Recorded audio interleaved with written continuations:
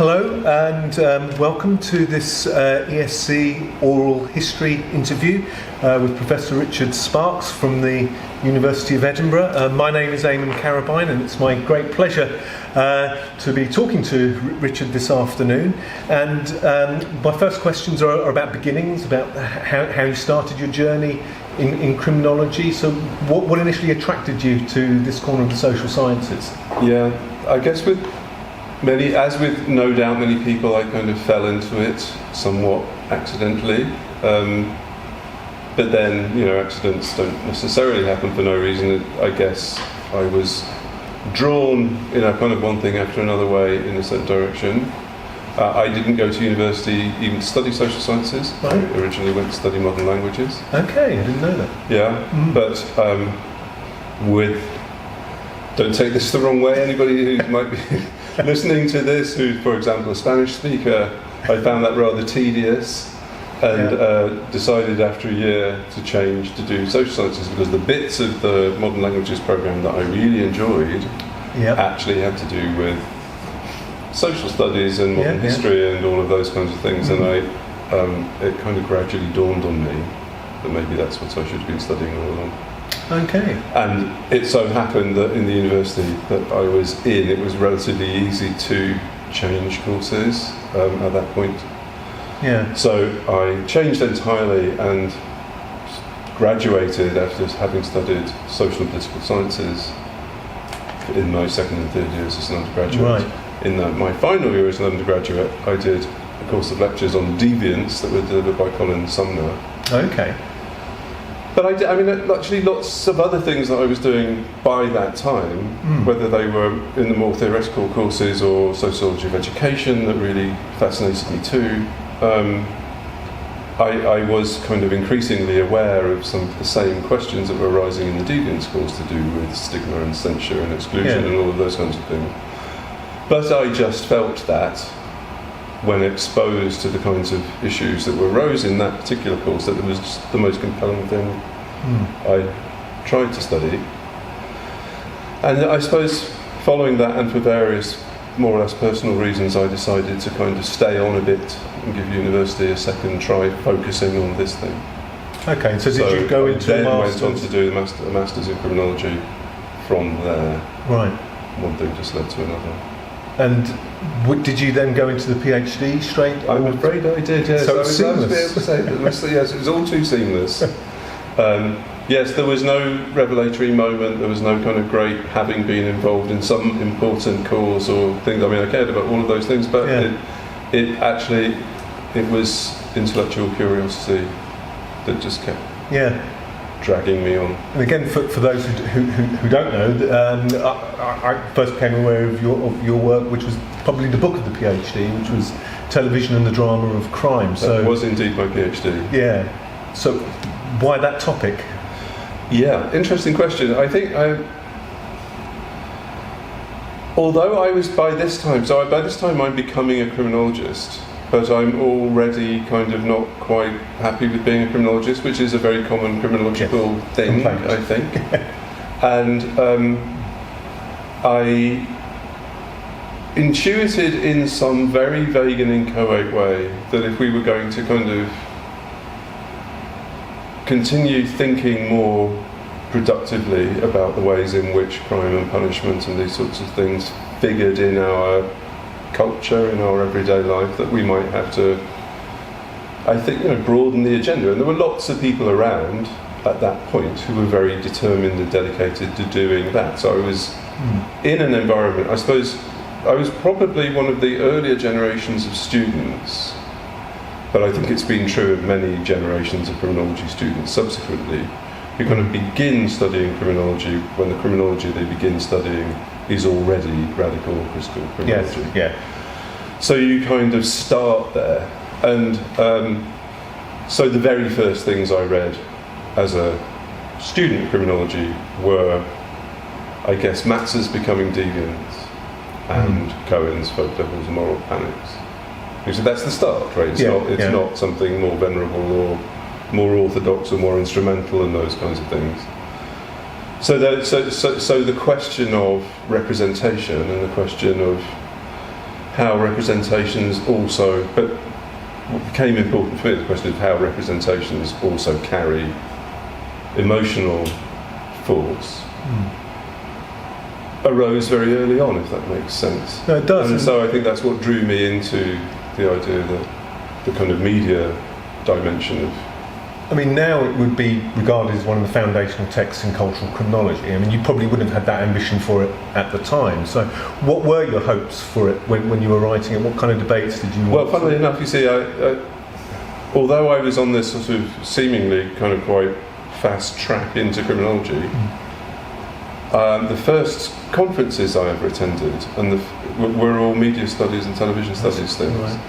And the first jobs I applied for were in those areas, actually. So for a while, I mean, for a not inconsiderable period of time, I didn't know if I was a criminologist or not. I didn't know if I was going to be a criminologist or a media studies person. And I actually found that a bit sort of disturbing, because I felt a pressure to resolve that in order to get a job, probably. Yes, yeah. Which I'm not sure somebody in the generation after me might have felt so strongly. I think it might have been more permissible. Yeah. But I felt in the environment in which I was working, the Institute of Criminology in Cambridge, where there was a group of us who were studying mainly with Colin Sumner and who were members in some sense or another of this kind of proto-cultural criminology group. There was still a lot of pressure otherwise to kind of say do something more serious, more useful, more kind of applied, or at least I internalised such a pressure whether or not anybody ever intended to give it to me. Because the next major piece was the Prisons and Problem of Order book, which is a complete shift of gears, but as will become apparent as we go through this interview, the kind of, but it's a seamless shifting of gears, I think, and well, as a reader of your work, that's how it seems, and I wonder how it felt at the time, moving from, as you say, cultural media studies to an area of prisons, punishments is kind of meaty work. I mean, and on the theme of things happening because they happened, rather than because I willed them into happening,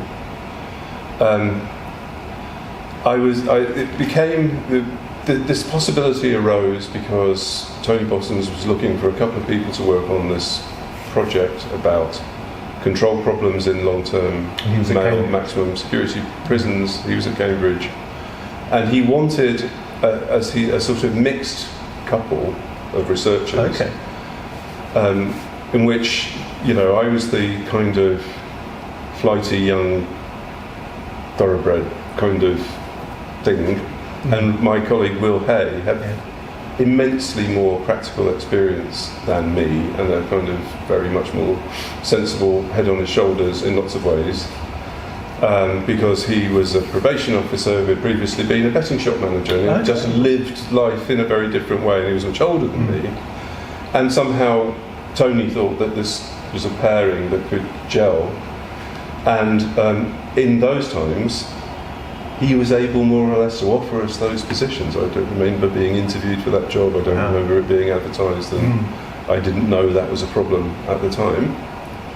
So that kind of was offered to me at that point. And I was already thinking, I guess, that I wanted the next thing I did to have more connection to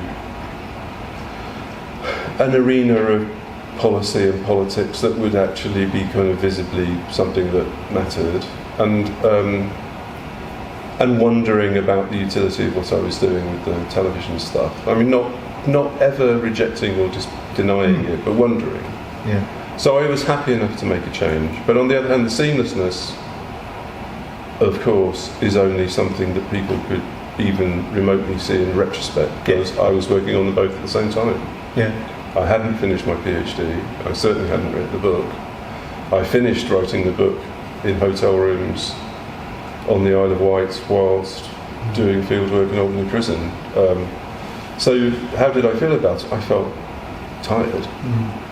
and I felt deeply confused about who I was trying to become as an academic and so on. I mean, we touched on Colin Sumner as a PhD supervisor, Tony Bottoms as a real key figure. And I wonder if you could just reflect a little bit on mentors and the importance of mentorship in careers. Well, I've been really lucky with the people who have been taking up mentorship positions like that in my life. But I also think that one of the things that has helped me to try to maintain quite a kind of open and Catholic view of the aims of criminology has been just that they were quite diverse people. You know, one doesn't necessarily think of Tony Bottoms, who was director of the Institute of Criminology, and very much someone who was, intellectually very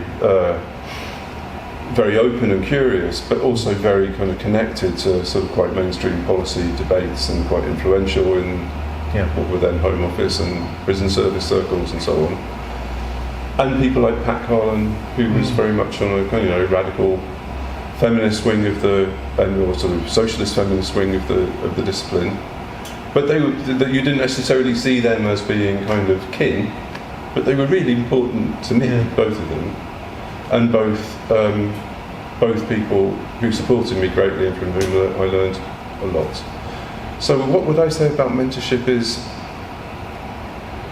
well, those aren't things you can reproduce or just kind of cause to happen. What I would say to the potential mentors, right, like people of your and my generation now, is just how much more important that can be to people of younger generations than we realise. That's, and I think that thought is kind of given by how appreciative I feel of the ways in which those people help me, but also because I saw both of those people and others, such as Ian Taylor, who's also an important person in my life, also as not people I wanted to be like necessarily, but people who worked in a way that I felt I could learn a great deal from, and who in that sense were role models at least. And each formidable characters. Oh my gosh. Yes. Yes. No. So I don't know. I mean, I suppose there is something there about being able to kind of hold one's own in the face of even some quite forceful people. That I guess that's true. And talking of Pat, leads me into Keele, and and you were there from 91, 92? 1991 to 2004. Yeah. Which was kind of self-evidently a formative period in my own life, but I think also for the shape of the subject in the United Kingdom. So when I went to Keele, what was happening at that time was that Pat and the two other people who worked in that proto department of criminology at the time, Mike Colliston and Dee Cook, had more or less declared unilateral independence from the law department. Right. So criminology had become an entity in the university. That made lots of sense because Keele taught entirely in a dual honours system. So you could do law, you could then study degrees in law and criminology, or psychology and criminology, or sociology and criminology, or for that matter, electronic music and criminology, or many, many other things. And that just seemed to me to be a kind of exciting world of possibilities. But it also, given that I had, all of the doubts that go with that intellectual formation about criminology as a discipline, and all the kind of worries that arise about separating off from other fields of social science, especially sociology, that it felt much more tenable to me to be teaching half a degree in criminology than a kind of whole programme. And I think that was what was distinctive about Keele, was precisely that joint. Yeah. You could only do joint. No, that's absolutely right. And so you would occasionally wind up with students who very strongly self-defined with another discipline. even, I remember being told by a group of law students in a tutorial about a month into their programme as first year law students, and you can't ask us that, we're lawyers, frankly. Okay, so you're already unlearning something by virtue of over-attachment to a certain disciplinary framework. That's something I've always hoped to avoid. And going back to the beginning, so when you started there were 3-4 people? Yeah, I was the fourth and most junior member of the department. And by the time I finished, I think there were 15 of us. Yeah, so it grew. It grew hugely. Yeah. We were teaching one first year group of 30 odd students, and by the time, a couple of years later, we were teaching 3 years of students, and there were many more of them. So it grew rapidly, but we also grew the department as well by attracting quite an amount of research income. But I think that actually it was the teaching that supported and created and made all of that possible. Yeah. And then so when people sometimes draw, I think, unhelpful distinctions between teaching and research as areas of activity, everything we did at Keele was possible only because we were teaching a programme. Yeah. And I think that's really, really important to remember. But the department became, I feel confident to say, for a period of about 10 years, just the only place I wanted to be, really, in terms of studying and professing criminology, because that's, Ian Loader came the year after me, and then other people like Tim Hope and Sandra Walklate and Tony Jefferson, and Worrell was already at Keele and transferred in to criminology from social work, and then Susanna Karstedt and Ronnie Lippens and Barry Godfrey, and there's just a whole very diverse people, well. Extremely diverse. And there is another of these interviews in which Susanna speaks very kind of feelingly about Keele. And although it wasn't a kind of place of refuge for me or a place of which I came from another academic context, I nevertheless completely get what she means, that it was just a home in which we didn't always agree, but we really did a lot of great things together, and I think learned a tremendous amount from each other, and I would like to say had a pretty good time about it. So it was a lot of fun. Yeah. And in terms of your own work, it took a number of different directions here. So there was one area was crime and social theory. There was that important special issue in the British Journal of Criminology, an edited book, and it'd be interesting to know how you. What was the aspiration for that? What was the inspiration? Yeah. Well, I mean, it is hard to reconstruct these things sometimes without making them all sound a whole lot more sensible and coherent than they probably were at the time. But on the other hand, that was, I guess it's fair to say, and I think David would agree, it was my idea to do that project. And the challenge we set ourselves, because as soon as I mentioned it to him, he was kind of all in, was to invite a group of people who did not ordinarily hunt as criminologists, so to speak, to nonetheless to write about a crime or social order or punishment question, bringing to bear their resources of theoretical insight. And I think it was because David was involved that we collectively had the kind of ability to even, but I think we were still pretty cheeky, to ask Zygmunt Bauman and Mary Douglas, who was probably 80 years old by then. I think both of those people were long retired in that conventional way. Nicholas Rose. Nick Rose and Paul Hurst and all those kinds of people. Some of whom were also, in a way, quite actively hostile to criminology as a thing, an entity.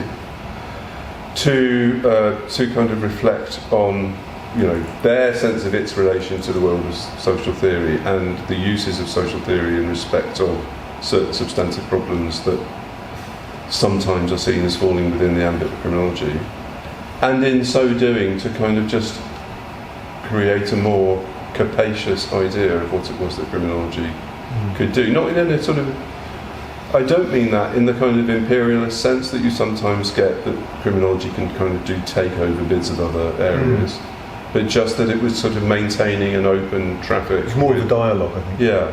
That I formed a conviction early on, and I still hold it, that we don't need to do away with criminology in the way that lots of people who are very critical of it sometimes advocate. But we do need to remember, not only remember, but strongly act on the principle that it has no secure boundaries and isn't a kind of self-standing and autonomous thing. It's merely part of a circulation of social scientific concepts. And would you see that as then informing, because you also had a major role in punishment in society? Yes. The journal, the edited collection. That would be true of those things too. By this time I am in at least half of one hemisphere of my brain wholly committed to working in this kind of area of penal, not only social studies of the prison, but more broadly in penal politics and social aspects of punishment. But also, to kind of become more and more aware of the idea of punishment in society as a kind of not an autonomous, not a separate, but a strong area of activity with its own priorities and agendas, and that was rapidly developing at the time in response to a host of developments around the politics and culture of punishment that become so central during the 1980s and 90s. I guess. Yes. So all of that was happening. That's true. And it's also true that, now you'll correct me if I'm wrong, but you're also doing the Macclesfield study as well, which kind of takes us from not abstract theory, but into a much more grounded, almost community study of Market Town. It is true. Yeah. However, unlike the kind of the sort of quite strongly empiricist in a way tradition of British community studies, the project on which what we're now calling Macclesfield Study and the book Crime and Social Change in Middle England was based was called The Symbolic Construction of Crime in Middle England. That's the name of the grant for which we applied. Right. So it was already foregrounding those questions of perception, representation, contestation around meanings of crime and punishment, but wanted to situate them in a study of their activation in a particular place. So I became, and I saw that as being surprisingly more continuous than you might think with the television work, for example, because one of the underlying problematics in that work was around this whole public discourse on fear of crime, and the schools of thought that at the time were strongly suggesting that kind of certain forms of media use were what provoked excessive or kind of high levels of preoccupation with crime and fear of crime. I was always sceptical about that, and the book is kind of designed in some ways to explore it in a sceptical way. But then the thought was, well, what else do you, if that's not the right way of investigating what's at stake when people talk and feel things about crime and punishment, then how do we cut into that? Yeah. In some kind of open and investigative way.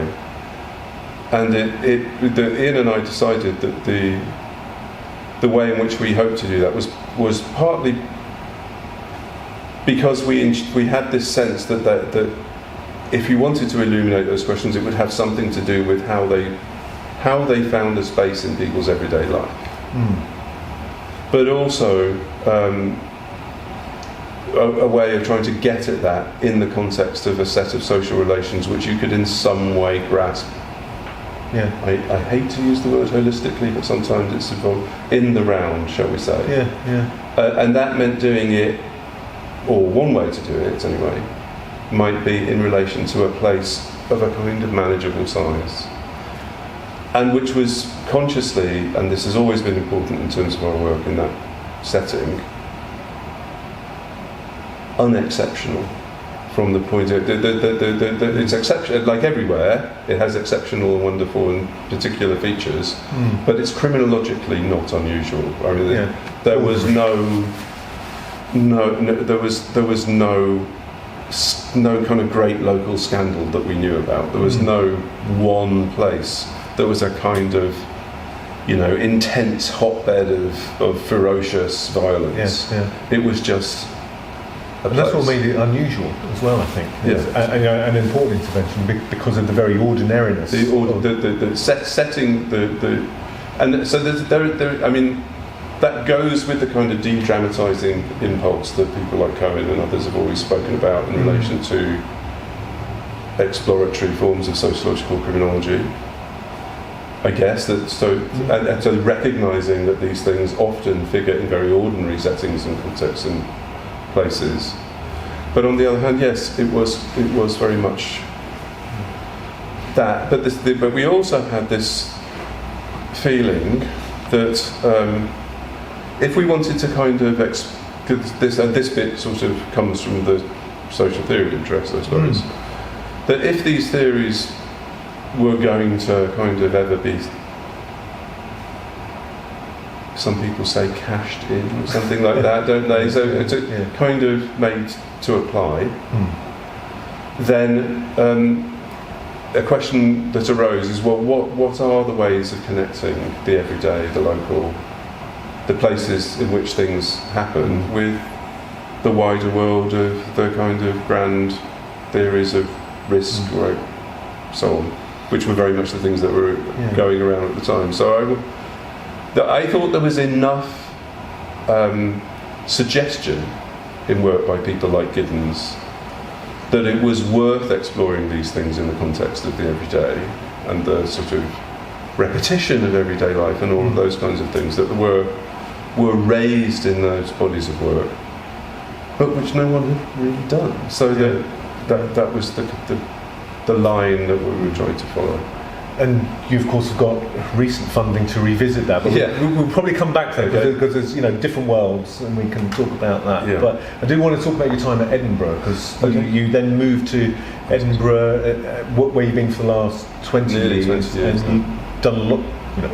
You've been head of the law school. You've the Howard League for Scotland, the Centre for Crime and Justice Studies. So an awful lot there for us to unpack in the time that we have. Oh, yes.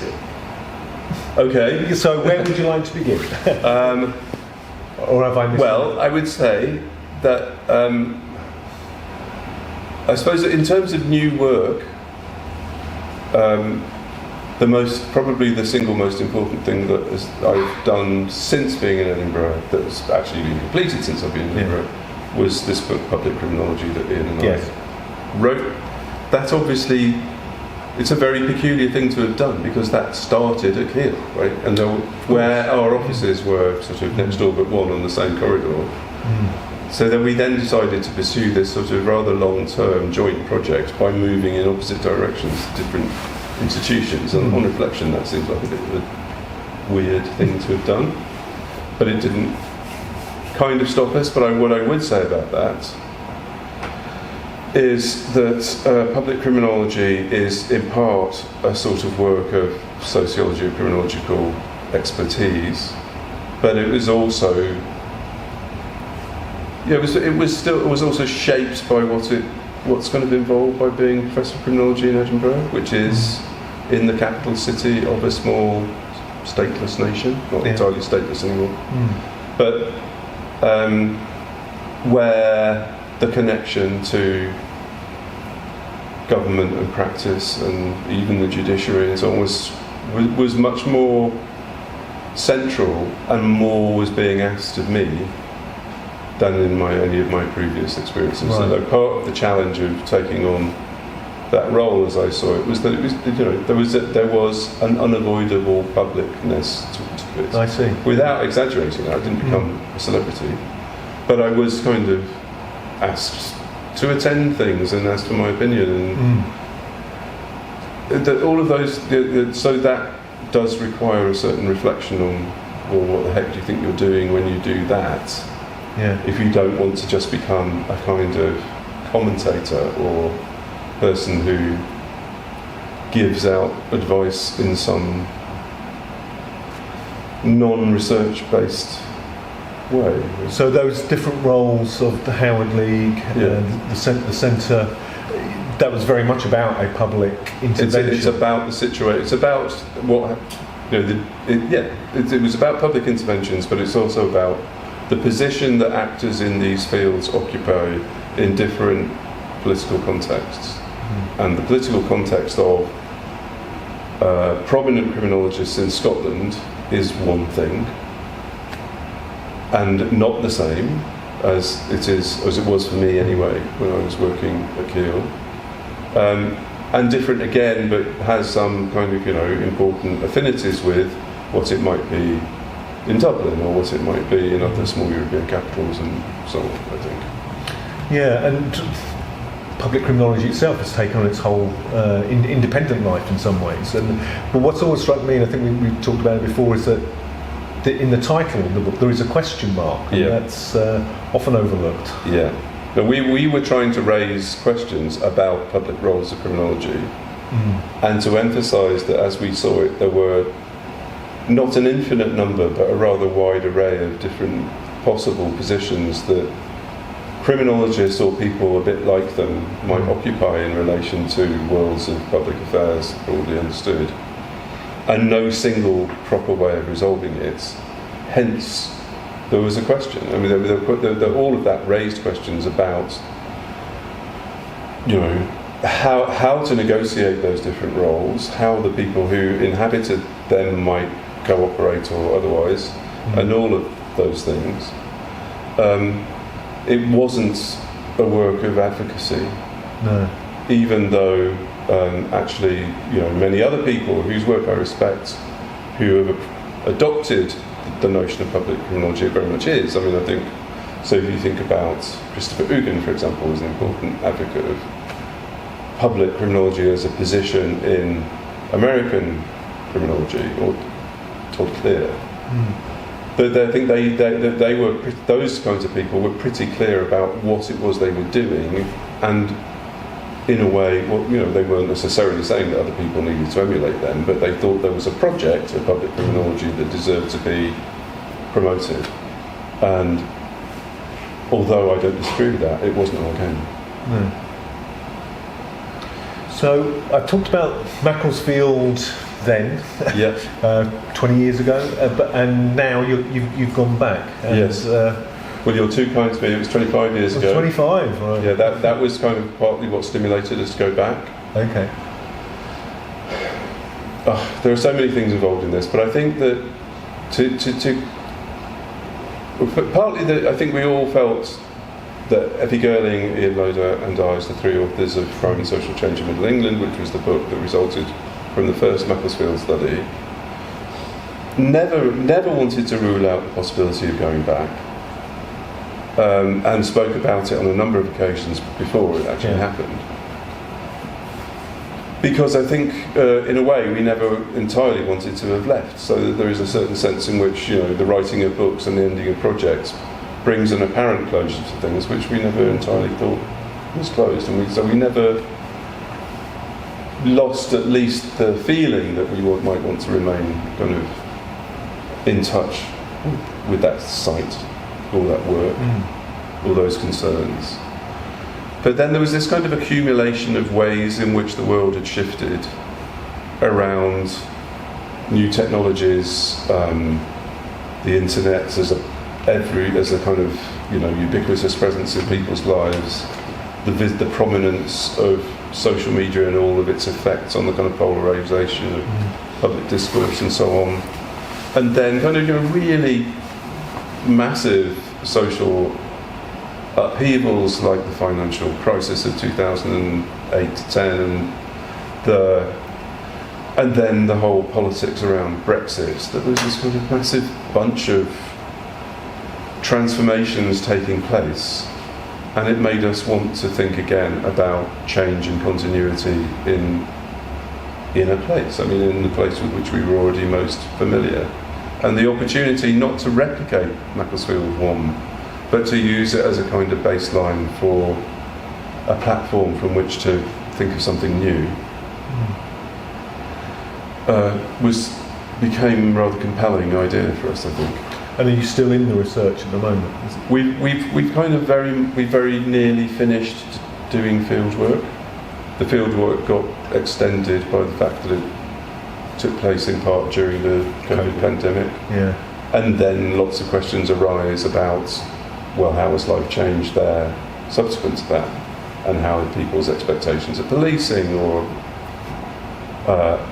their sense of order and disorder, or their tolerance of other people's conduct and so forth, how have those things also been changed? So our fieldwork engagement became almost 4 years rather than anything shorter than that. And on continuity and change, what have you been most struck by? Is it continuity, change, or a mix? I think well, it's a little bit hard absolutely to resolve whether the change is kind of just change in the world or change in our own perception, understanding and sensitivity to it. I think the things that have struck us most have to do with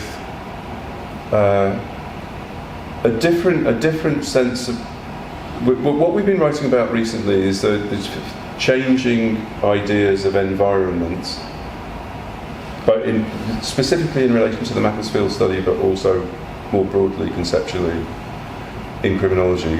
Criminologists, for years and years and years before green criminology was ever spoken about, used some kind of notion of the environment or environmental criminology, but often a rather reductive and instrumentalised one as something that kind of acted on people's perceptions and behaviour. We wanted to kind of, we kept noticing connections between people's fears or feelings or animation towards, or even just their kind of investment and care for the local environment and their broader understanding of environmental matters. So whereas in the first Macclesfield study we were rather responding to what was going on in the world in terms of the kind of new Labour, antisocial behaviour agenda, there was lots about kids hanging around in the street, and there was lots about the politics of burglary and all of those kinds of things. Many of the concerns that we've come up with here are in a way less directly criminological, because they have to do with people's feelings about litter or other signs of degradation in the public space, conceived as what we sometimes now call signs of ambient austerity. And that makes us think again about, whereas we, in the first project, I think we often spoke about, and people at the time often spoke about crime as some kind of a metaphor for another trouble. In this sense, it's not a metaphor, it's a direct connection, that what people postulate a connection between what they do in terms of defending their own locality, environment, home, and what's going on beyond it. And that there's actually, I think the outcomes of this project are in a funny kind of way more hopeful, because they speak to a different kind of consciousness of what's possible in relation to those matters, I think. Well, I look forward to reading. I guess there'll be papers and a book. Yeah. I mean, that's what we do. It is. And that the final thing which I wanted to, in terms of your range of scholarship, is you've got an interest in Latin America imprisonment, and did you want to reflect on what you're doing there with Maximo and others? In a funny kind, the first 50 years of my life, I never went to Latin America. Since then, which is a certain number of other years, I've hardly passed a year without going there. Right. And although a lot of that is driven by an association and a kind of relationship with Maximo Sosso and one or two other people, it's become a bigger preoccupation than that in my life, I think. And I've never wanted to claim expertise. I don't see myself as a Latin American specialist. I will never write a paper, I promise you now, that says, here are Sparky's opinions about imprisonment in a Latin American country. That is never, ever going to happen. Right. But I do think that there is some way in which, partly the work that Maximo and I have tried to promote has to do with the very idea of what is involved in mediating or comparing across quite large boundaries of geographical and social and political and historical experience. All of that, and partly also that the fact that I will never ever pass an opinion in public of that kind, it doesn't mean to say that I can't be helpful, because I think there are some fantastic things being done by a new generation of scholars in Latin America, and if they find my being around at all useful, that's just good. Well, one of the things I think that's emerged from this discussion is really the importance of collaboration, and yes, thoughts on that. I mean, okay. That is interesting. It's a long time since I wrote a book on my own. It wasn't a criticism. There was just the one. Mm-hmm. I've written plenty of other essays and things, solo sometimes, but I love collaboration, and I think that as it happens, the process of working together on things has also been something I've done with some of my closest friends, and has been part of the process of forming those friendships. So I feel totally like that's been my life, and I will never want to give it up. And it is a collective project, I think. Yeah, that's completely. And the final thing I wanted to say was, I mean, I don't know whether this is true, because websites are notoriously slow being updated, but I understand that you've supervised 30 PhD students. I very soon will have, yeah. That's astonishing. Which again, I think speaks to the nature of collaboration, the collective. Yeah, I would like. I think it's nice if that's where we're. So I kind of feel like we're finishing. We might, if that is where we're kind of rounding up. Then that is the single thing of which I'm most proud. The people that I've worked with as my PhD students, I think have gone on to do some amazing things, and again, it is a form of collaboration. Not that I've published a lot with most of them. That's not something I feel particularly compelled to do necessarily, although I'm happy to do it if it seems a natural. But just I've gained massively from knowing them and learning about what they wanted to do. But more than that, just kind of facilitating it. It's been a total pleasure. Okay, well, that seems an appropriate place to end. So thank you, Richard, and Raymond.